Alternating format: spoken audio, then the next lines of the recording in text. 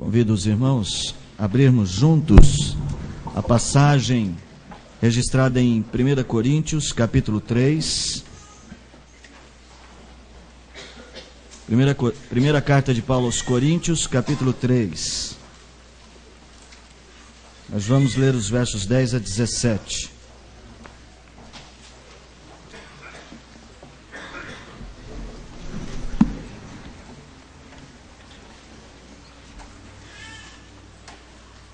Mesmo assentados como os irmãos estão, peço que você se concentre nesse texto. O apóstolo Paulo, ele encontrou como motivo para escrever esta carta alguns problemas na igreja da cidade de Corinto. Aqueles homens, por algum motivo, estavam vivendo o evangelho a partir de perspectivas erradas. Tornaram o evangelho mais humanista, antropocêntrico, centrado em homens. Trabalhavam eles pela reputação de homens. O capítulo de número 1 nos diz que uns se diziam de Paulo, outros de Apolo, outros de Pedro, outros ainda de Jesus. Não havia unidade. Haviam perdido a noção de que trabalhamos para Deus. Paulo vai usar algumas figuras para ilustrar este erro e para exortá-los a voltar. O tema sobre o qual iremos trabalhar esta noite é cuidados para com a obra do Senhor, ou princípios para a edificação da igreja. Então preste atenção nesse texto. Veja as exortações do apóstolo Paulo. Um sínodo, irmãos, não é apenas uma entidade burocrática. O sínodo é parte de uma igreja, que é o corpo vivo de Cristo. É uma das ferramentas que nós temos para trabalhar para o Senhor. O sínodo não é apenas uma instância eclesiástica. Nós devemos entender como parte da nossa obra para o Senhor. Deus nos oferece a responsabilidade de sermos cooperadores da sua lavoura, construtores, conforme o texto vai dizer. Deus nos dá tais privilégios. Contudo, irmãos, nós precisamos saber edificar. Precisamos ter responsabilidade. Precisamos conhecer os princípios desta edificação. O texto nos diz assim, verso 10. Segundo a graça de Deus que me foi dada, lancei o fundamento como prudente construtor, e outro edifica sobre ele. Porém, cada um veja como edifica. Porque ninguém pode lançar outro fundamento além do que foi posto, o qual é Jesus Cristo. Contudo, se o que alguém edifica sobre o fundamento é ouro, prata, pedras preciosas, madeira, feno, palha, manifesta se tornará a obra de cada um, pois o dia a demonstrará, porque está sendo revelada pelo fogo. E qual seja a obra de cada um, o próprio fogo o provará. Se permanecer a obra de alguém que sobre o fundamento edificou, esse receberá galardão. Se a obra de alguém se queimar, sofrerá ele dano, mas esse mesmo será salvo, todavia como que através do fogo. Não sabeis vós que sois santuários de Deus e que o Espírito de Deus habita em vós? Se alguém destruir o santuário de Deus, Deus o destruirá, porque o santuário de Deus, que sois vós, é sagrado. Duras as palavras do apóstolo, duras, sábias, necessárias, principalmente em nossos dias. Nós somos o santuário sagrado de Deus. Vamos falar com Deus? Faz bem a alma. Deus nos ama tanto. Por amor haverá de falar conosco. Por amor o Senhor haverá de falar conosco. Segundo tua santa misericórdia, Deus, conceda-nos o ouvir atento da tua palavra. Conceda-nos o coração pronto, ó Deus, para receber a voz do Senhor. Ajuda-nos e socorra-nos em nossas fraquezas. Tu sabes quanto preciso de Ti para esta hora. Sabes, ó Deus eterno, a fragilidade do meu ser, do meu coração. Mas o Senhor pode suprir tudo isto, Deus, porque Tu podes falar através de pecadores como eu, e Tu podes ser ouvido por pecadores. Que seja assim para nós agora. Nós te pedimos em nome de Jesus. Amém.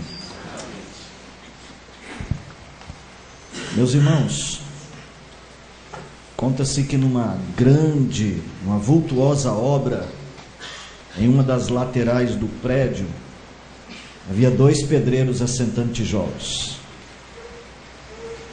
Um transeunte passando ali por lado da obra, chegou para o primeiro pedreiro e perguntou: o que você está fazendo? E ele disse assim: você não vê? Você não vê? Estou assentando tijolos. Vou trocar de microfone, acho que agora vai dar certo.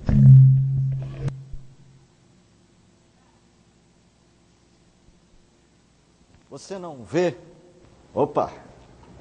Estou assentando tijolos. Como quem diz assim, não me importune. Meio rancoroso até com o seu próprio trabalho. Aí o transeunte olha para o outro pedreiro e pergunta: o que você está fazendo? Eu estou construindo a catedral. A mesma atividade, vista por cada uma dessas pessoas e experimentada a partir de um ponto de vista diferente. Eu acredito que Paulo está nos levando a isto, quando nesse texto, lá na altura do verso de número 16, ele faz uma pergunta: não sabeis que vós sois santuário do Espírito Santo? Como quem diz, vocês não sabem o que estão edificando, vocês não percebem o que está acontecendo e o que Deus está realizando no meio de vocês. Talvez por esta ignorância é que muitos não estão observando adequadamente como estão colocando tijolos nesta obra do Senhor. Para mim é importante olhar para esse texto, para avaliar a minha vida como pastor, mas como crente. Não como membro de um sínodo, mas como um servo do Senhor, parte de um reino, parte de sua amada igreja.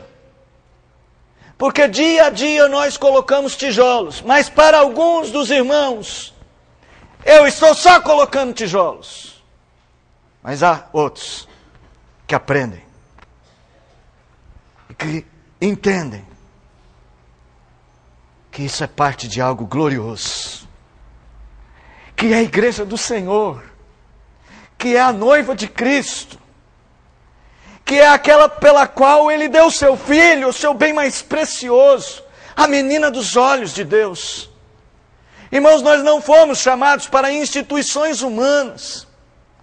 Nós fomos chamados para sermos pedras vivas do templo de Deus. Glória ao Senhor por isto. Cada um veja como está edificando. Cada um veja como está edificando. Você deve ver como está edificando. Nós precisamos, irmãos. Esse texto contém princípios do cuidado desta construção. Olha, por exemplo, para o verso de número 10 e o verso de número 11. Segundo a graça de Deus que me foi dada, lancei o fundamento como prudente construtor, e outro edifica sobre ele, porém cada um veja como edifica. Porque ninguém pode lançar outro fundamento além do que foi posto, o qual é Jesus Cristo.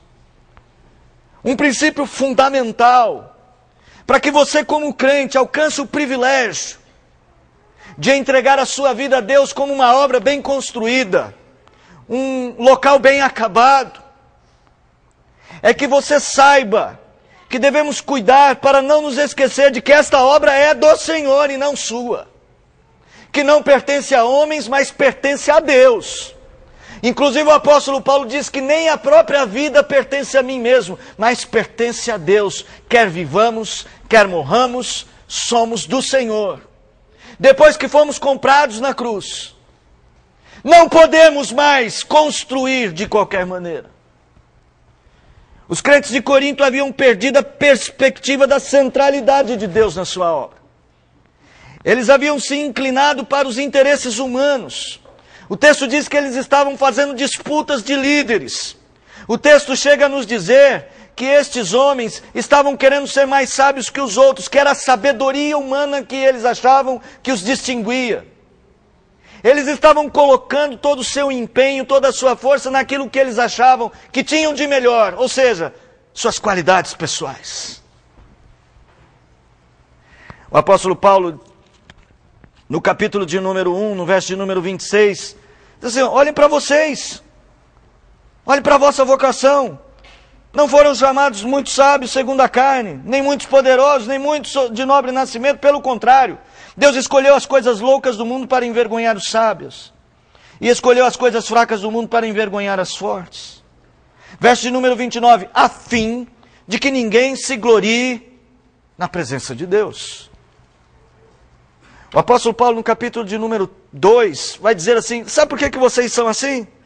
Porque vocês são crianças na fé, tardios em ouvir o Senhor, tardios em perceber o que Deus está fazendo. Tem crente que está há mais de 20 anos na obra e não percebeu que esta obra é de Deus, não de homens.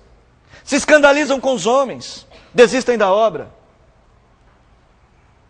Se propõem a fazer tarefas, mas desde que alguém interfira no caminho deles, eu não vou fazer mais.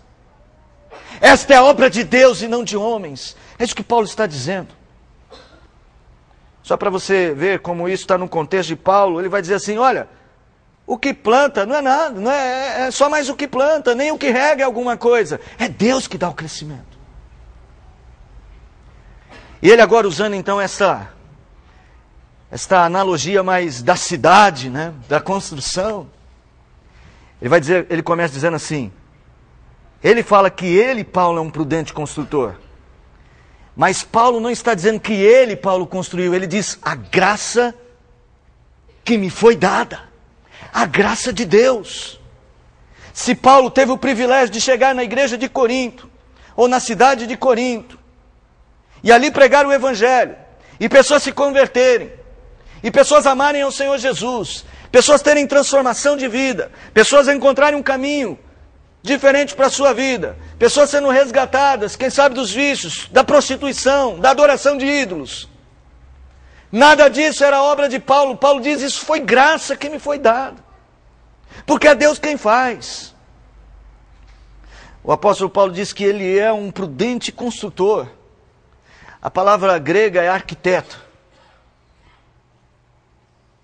Ele agiu bem, ele olhou o terreno, mas ele percebeu que ele não estava construindo em cima de algo vazio.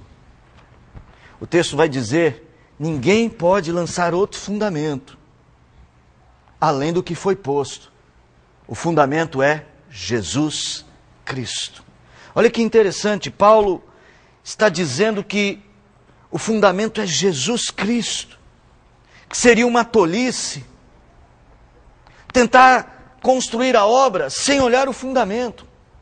Paulo está dizendo que esta obra pertence ao Senhor e Ele já deu o tamanho, a largura, o comprimento.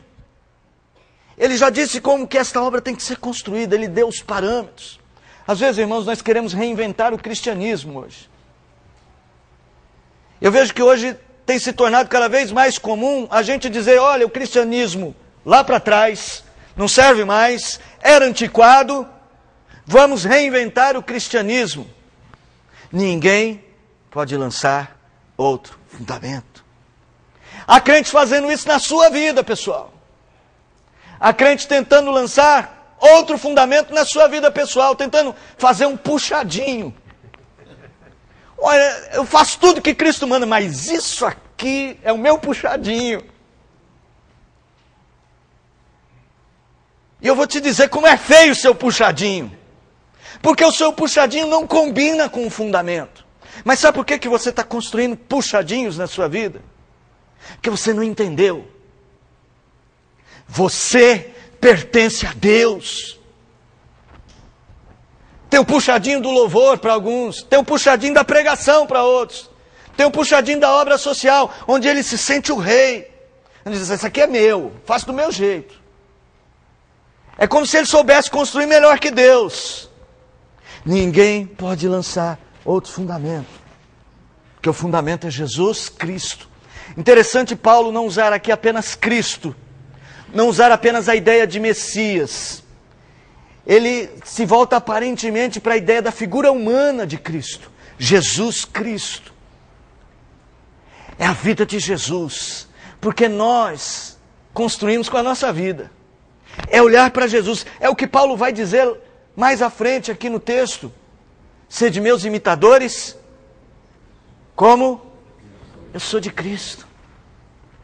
Nós não precisamos reinventar o cristianismo. Nós precisamos aprender o cristianismo de Cristo. As nossas igrejas não precisam de um novo cristianismo. Nós precisamos da palavra. Ela é o fundamento dos apóstolos, como ele vai dizer. Então, o primeiro princípio é de que nós não podemos nos esquecer, nesta obra que estamos realizando, de que esta obra é do Senhor. O fundamento foi Ele que colocou. Não pode haver puxadinhos fora desta fundação. Tudo tem que ser construído em cima deste fundamento. Aparentemente, o apóstolo Paulo, ele vê que a igreja de Corinto estava construindo sobre o fundamento. Então, depois de deixar claro que realmente ninguém pode construir fora disto, para o apóstolo Paulo, parece que o que eles julgavam estar construindo, o que achavam que era coisa boa, parecia ser frágil a construção. Estavam usando materiais de segunda. Sabe aquela propaganda de um mico que sobe aqui, que tem a ver com material de construção? Eles não estavam comprando material de primeira, para não fazer propaganda de ninguém, né? O apóstolo vai dizer, contudo, se alguém edifica sobre o fundamento, veja, sobre o fundamento, se o que alguém edifica sobre o fundamento é ouro, prata, pedras preciosas, madeira, feno, palha, manifesta se tornará a obra de cada um, pois o dia de Cristo mostrará. E aqui nós encontramos um segundo princípio.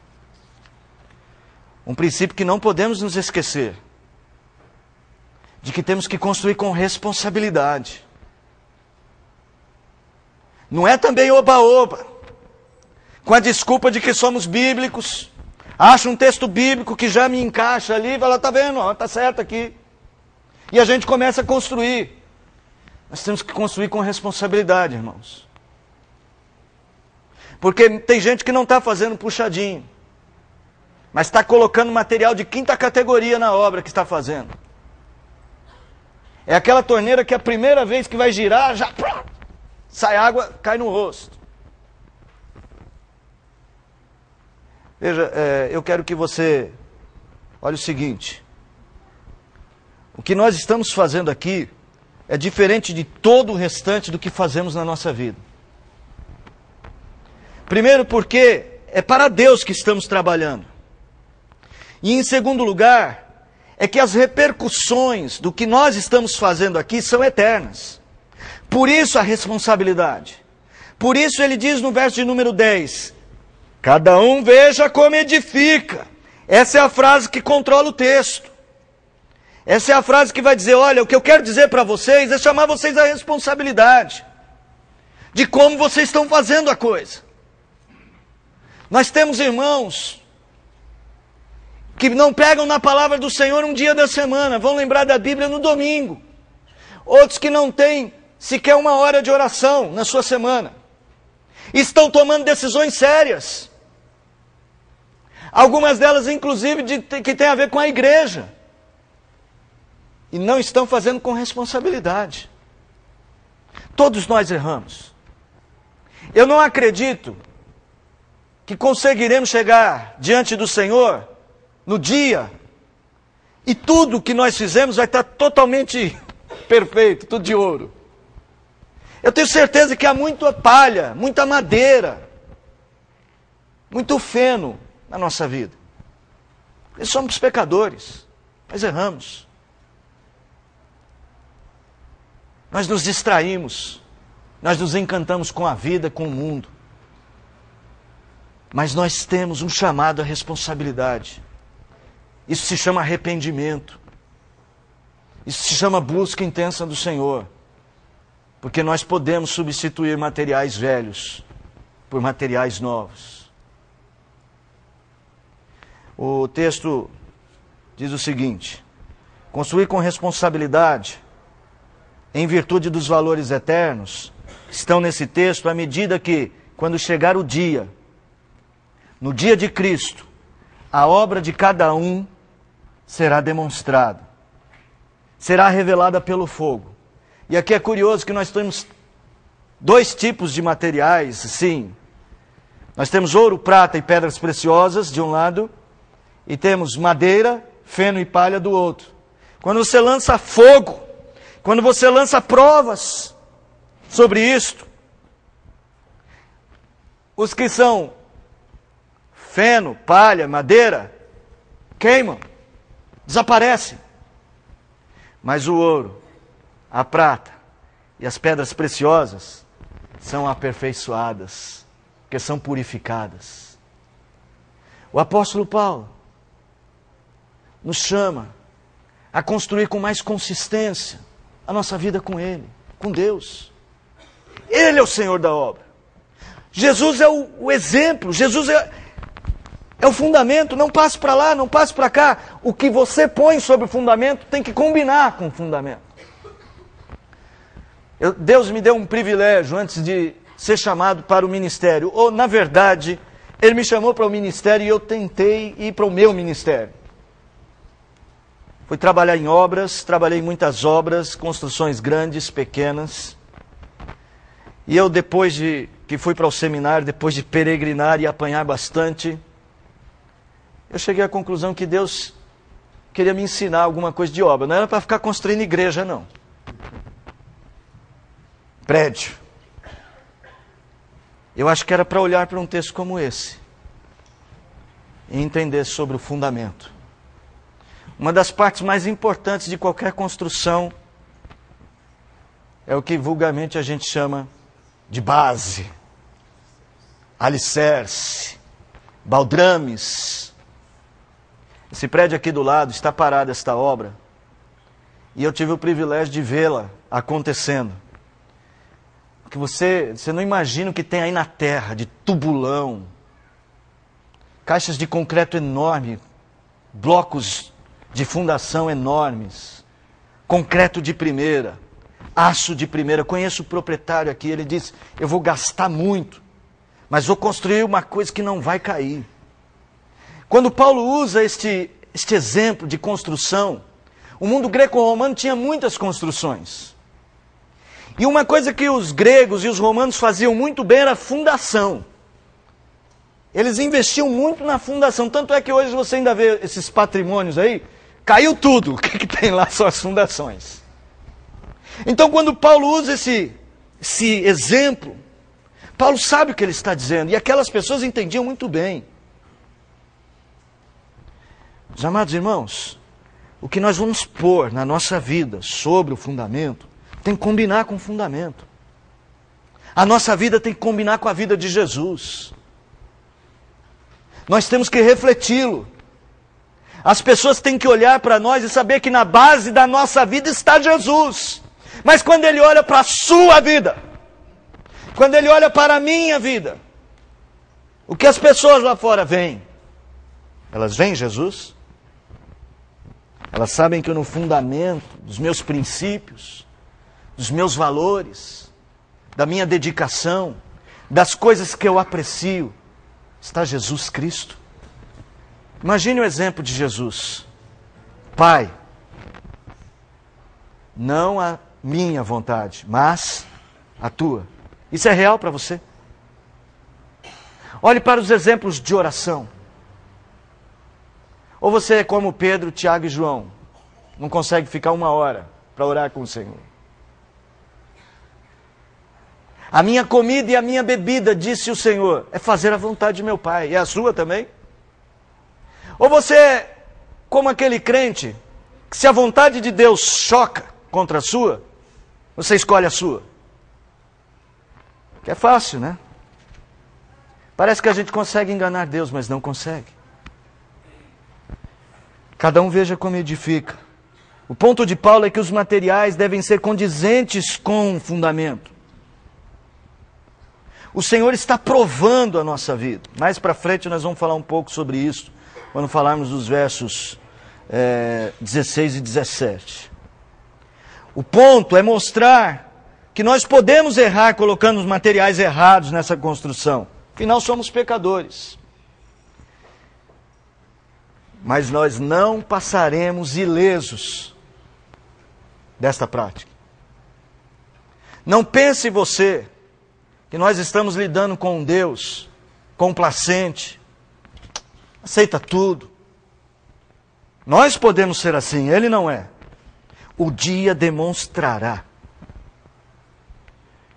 Quando alguém se esquece de que somos responsáveis, de que é responsabilidade sua cuidar do que Deus te deu, cuidar dos seus filhos, cuidar da sua família e cuidar da sua própria vida para Deus. Quando alguém se esquece disso, de que você é chamado a responsabilidade, aí é que aparece a madeira, o feno e a palha. Mas se você se lembrar disso dia após dia, quando você pega um monte de madeira para pôr no alicerce, você fala, opa, madeira não, ouro, prata ou pedra preciosa pelo menos. Não use materiais na sua vida que não combinem com o fundamento que é Cristo. Mas há um terceiro princípio. E eu já vou adiantar para vocês que eu vou falar de 4 princípios. Assim vocês não ficam torcendo para acabar. Seguindo esse argumento aqui, anterior, da responsabilidade, eu quero que você pense o seguinte. Olha só para o verso de número 14 e 15. Se permanecer a obra de alguém que sobre o fundamento edificou, esse receberá galardão. Se a obra de alguém se queimar, sofrerá ele dano. Mas esse mesmo será salvo, todavia como que através do fogo. Paulo não está falando de salvação. Paulo está dizendo que a igreja de Corinto, ela estava edificando sobre o fundamento. O problema é que estavam fazendo isso de forma irresponsável.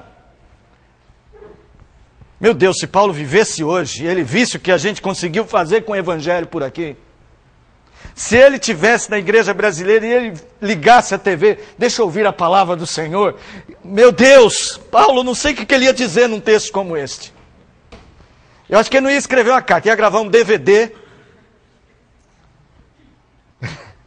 daqueles que não ia vender. Porque Paulo não está dizendo coisas fáceis de ouvir. Semana eu tive o privilégio de ouvir na Conferência Fiel vários pregadores. E um deles sempre dizia assim, é fácil entender, o difícil é engolir. O apóstolo Paulo não está falando de salvação. Vou usar uma palavra mais popular. Ele está falando do relaxo de muita gente. Da displicência. da falta de sabedoria. O apóstolo Paulo está agora tornando ainda mais claro este ensino do dia, da prova de fogo. Ele está dizendo de duas formas isto. A primeira é o seguinte: aqueles que usam bons materiais na sua vida devem se lembrar de que Deus leva em conta o modo como a gente constrói e nos abençoa com os seus galardões. Isso deveria nos motivar, como foi lido há pouco 1 Coríntios. Foi o pastor Cornélio que leu. É isso que Paulo pensa. É isso que Paulo está chamando a igreja a fazer. A viver com a perspectiva escatológica. O texto grego vai falar assim que o dia ele vai chamar de escatom. O remeras é o escatom, é o último tempo. É o tempo da recompensa. Pode ser difícil. Pode ser mais caro para muita gente. É lógico que ouro é mais caro que madeira. É lógico que prata é mais caro que feno. É lógico que pedra preciosa é mais caro que palha. Mas a recompensa. É lógico que decidir, seguir a Cristo, ir aos trabalhos junto com os irmãos, atender os enfermos, olhar pelos fracos, orar com os que sofrem. É fato que tudo isso é muito caro para nós. Exige muito de nós. Mas haverá galardão, irmãos. Para que vivemos nós, se não para esperar o dia do Senhor e a recompensa que Ele trará? Para que vivemos nós, se não entregar a nossa vida para aquele que nos comprou, que tem o direito disto? Às vezes reclamamos por tão pouco que oferecemos. Já tem culto de domingo, pastor. Poxa, de domingo eu já venho na escola dominical. Aqueles que vêm, né? Já vem na escola dominical. Já vem no culto da noite do domingo. Tem que ir na semana também, não dá. Eu já estou fazendo mais que muita gente. Meu irmão, é uma visão infantil da vida. De quem somos nós.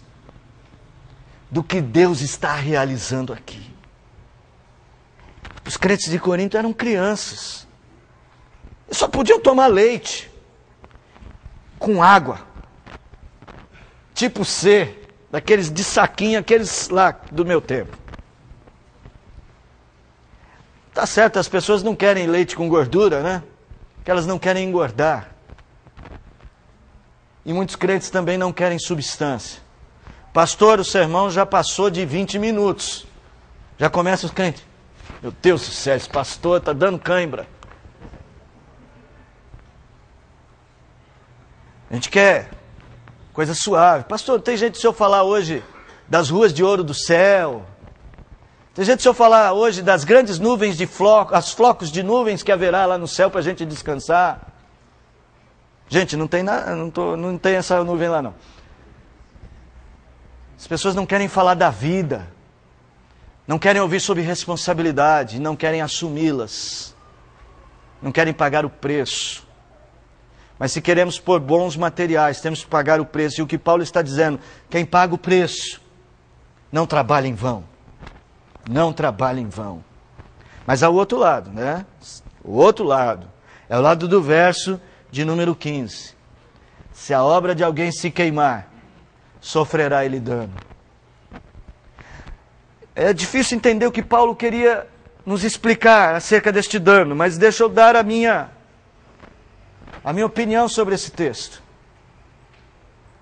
Paulo está nos dizendo de que muito da alegria que nós podemos desfrutar de entregar a nossa vida ao Senhor, nós estamos perdendo quando construímos relaxadamente a obra do Senhor. Quando nossas igrejas passam necessidades e crentes com suas casas abastadas, como no tempo do Velho Testamento, que eles olhavam para suas casas e o templo estava em ruínas. Quando crentes têm todo o conforto do seu lar e seus irmãos passando frio, passando fome, necessidades. Eu sei, irmãos, nós vivemos num tempo que é cada um para si, mas isso não pode acontecer no reino. Paulo está dizendo que nós estamos perdendo a alegria de ver a igreja forte.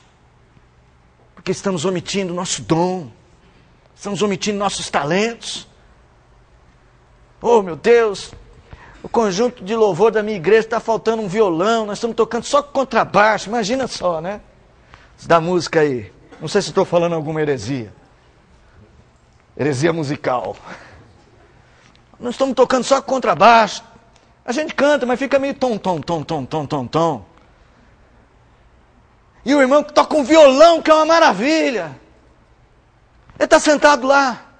Está olhando a coisa acontecer. E está perdendo a alegria do reino. Está sofrendo dano e não está percebendo. Está acabando e matando sua vida com Deus. Não está percebendo. Os momentos mais felizes que a gente passa na igreja são aqueles que a gente dá o máximo. Como é bom a gente poder ir para casa e falar: eu estou cansado, mas eu fiz a obra do Senhor. É um cansaço feliz. Quando você pode dizer assim: eu fiquei em pé o culto todo porque não tinha lugar para eu sentar. Eu sei que vocês são voluntários para ficar em pé aí no fundo. Mas assim, eu ouvi a voz do Senhor. Puxa, eu não tinha dinheiro para fazer aquilo. Não tinha como ajudar. Mas eu dei assim mesmo. Eu sou como a viúva que entregou todo o sustento dela. Ela foi para casa em paz com Deus, enquanto ricos que davam do que sobravam iam para casa orgulhosos, sem a paz de Deus no seu coração. Estão sofrendo dano. Este princípio é muito importante. Deus leva em conta o modo como você constrói. Deus leva em conta. Vocês estão contando quantos princípios já foram? Já foram 3. Vamos começar? 4. Preste atenção nesses 2 versos. Preste atenção. Não sabeis que sois santuário de Deus e que o Espírito de Deus habita em vós? Preste atenção agora. Se alguém destruir o santuário de Deus, Deus o destruirá.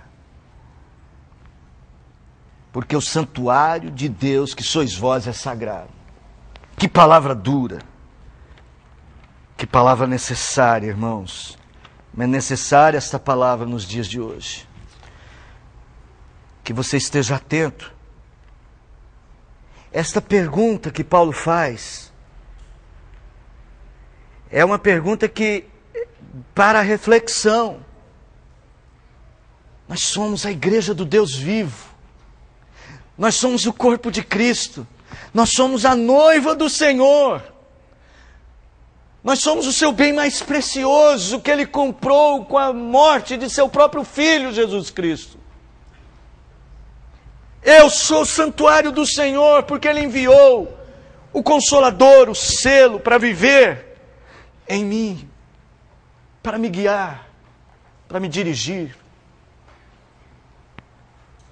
O princípio de que estamos falando é que não podemos nos esquecer que estamos falando da construção daquilo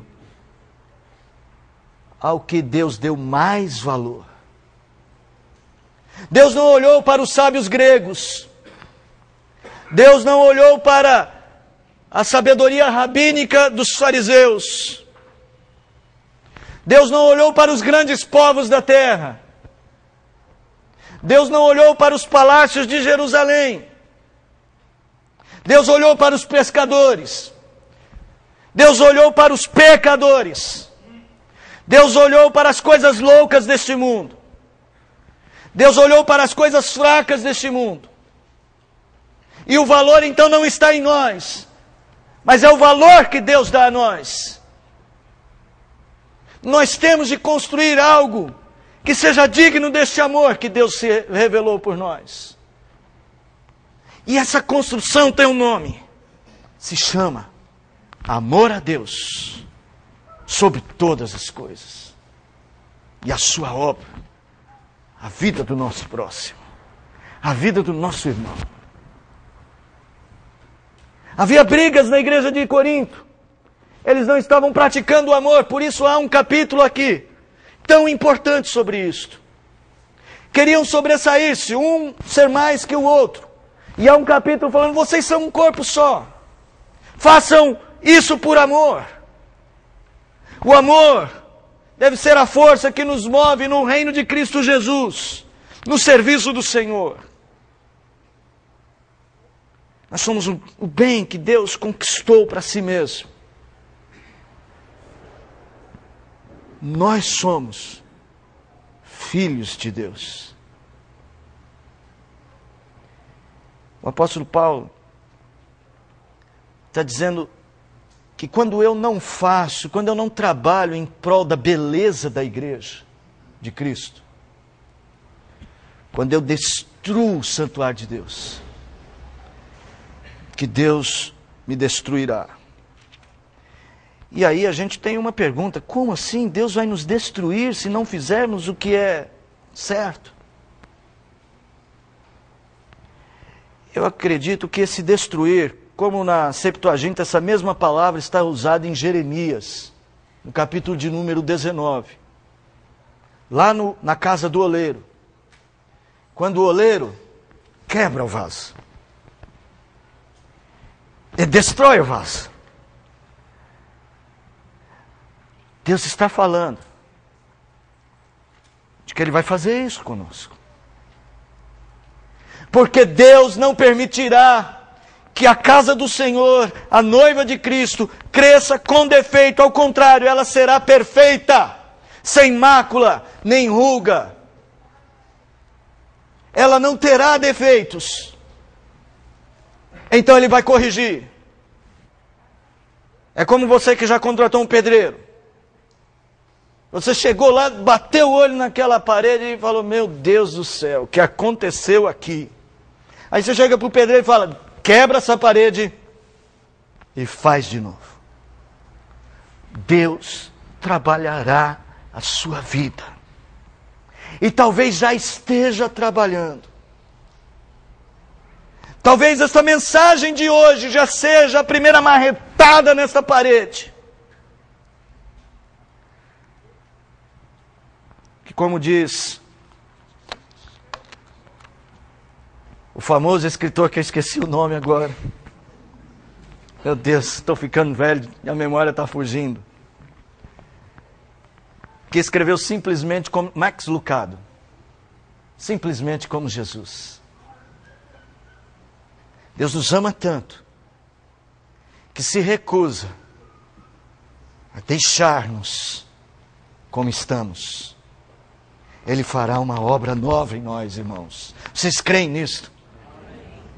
Você crê que Deus te ama? E que Deus ama a nossa região?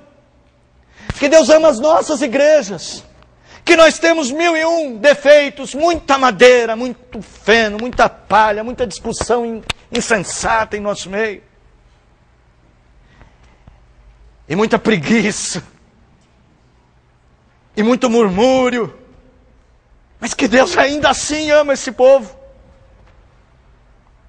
Nós não somos pastores perfeitos, falhamos tanto com vocês.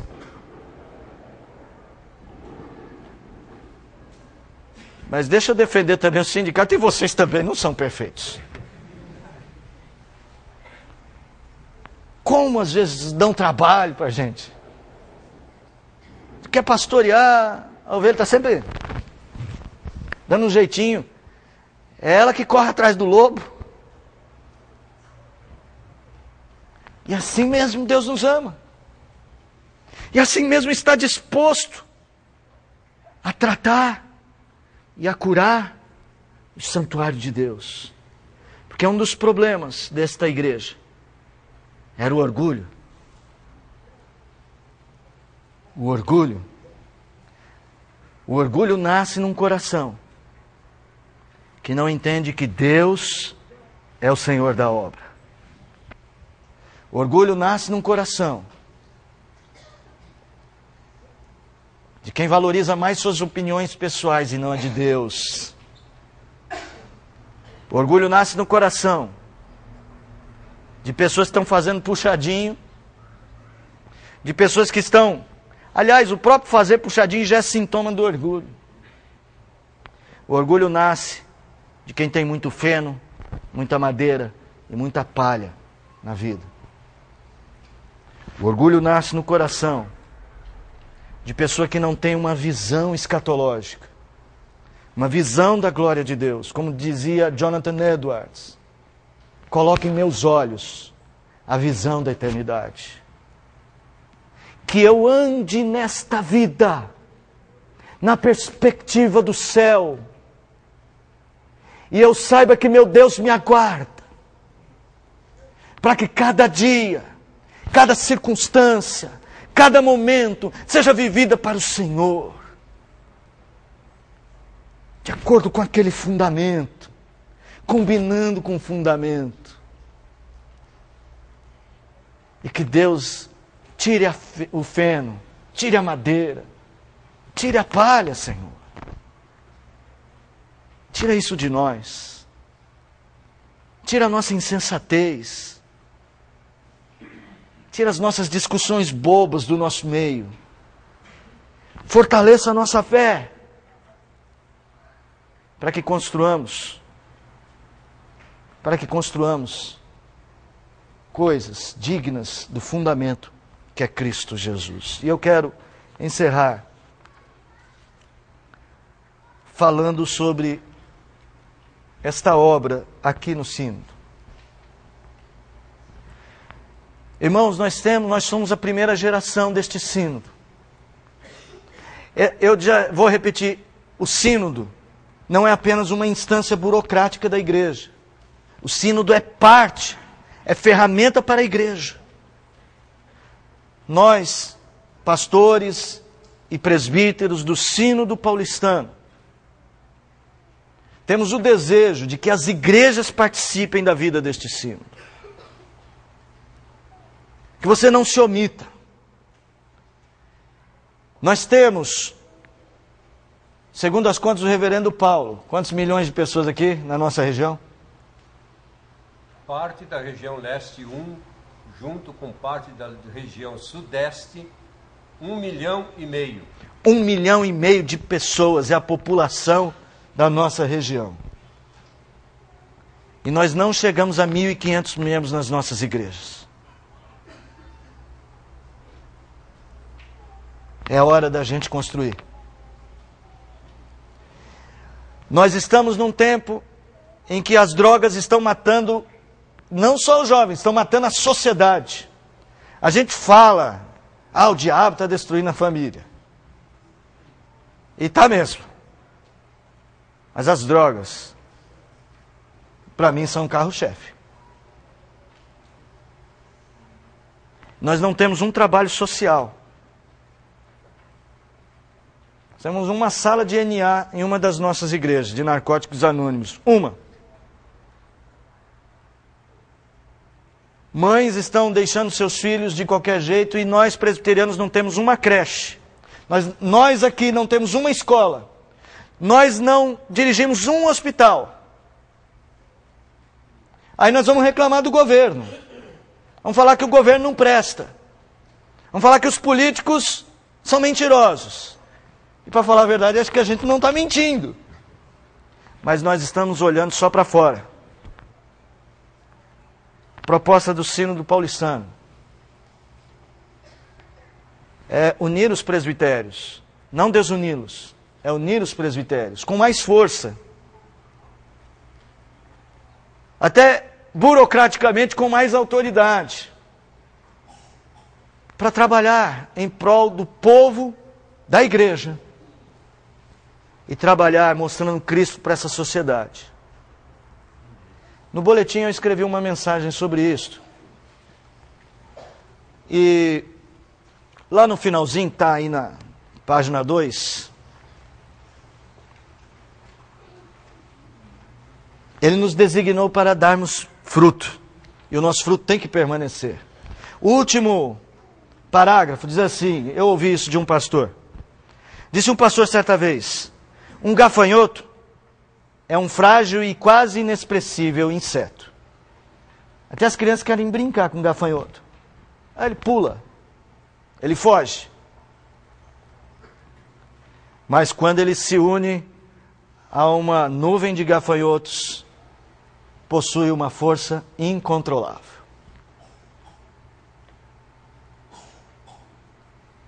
Se só a sua igreja fizer alguma coisa, ela é só um gafanhoto. Se todos nós nos unirmos, nós podemos ser essa nuvem. É por isso que nós precisamos do fundamento que é Cristo. Para a gente atingir este ponto e fazer a obra do Senhor. A nova diretoria está eleita para este período de organização de tudo. Para este período de começo desta obra. É só o primeiro passo. Eu conto com as orações dos irmãos. E conto com a participação dos irmãos. Vamos parar com essa história de que trabalho sinodal, trabalho de federação não tem valor. Nós é que precisamos trabalhar para Deus e não para nós mesmos. Porque alguém tem que fazer esta obra e tem gente dando duro. Porque você está se omitindo. E eu quero convidar você a mudar o seu pensamento. A tirar esse feno da sua vida e colocar pedra preciosa. Não, eu quero pedir para você colocar ouro. Ouro. Para a glória do Senhor. Nós queremos contar com todos vocês, irmãos. Esse é o nosso propósito. Um sínodo espiritual. Permeado pela graça de Deus. E mais uma vez, desculpe eu estar lendo o que eu mesmo escrevi. Aquela frase em destaque. O perigo, o grande perigo que corremos, não é o de não alcançarmos os nossos objetivos. É muito maior e muito mais grave termos objetivos que não sejam permeados pela visão e a bênção de Deus. Nós queremos que o coral cante mais vezes, para incentivar outros corais de outras igrejas. Queremos que o conjunto instrumental mostre para vocês que isso é possível. Cantar hinos alegres em nossas igrejas, orquestrados, cantar músicas para o louvor do Senhor, bem entoadas. É possível, irmãos, se todos nós nos unirmos, se fizermos isso juntos, na força do Espírito Santo.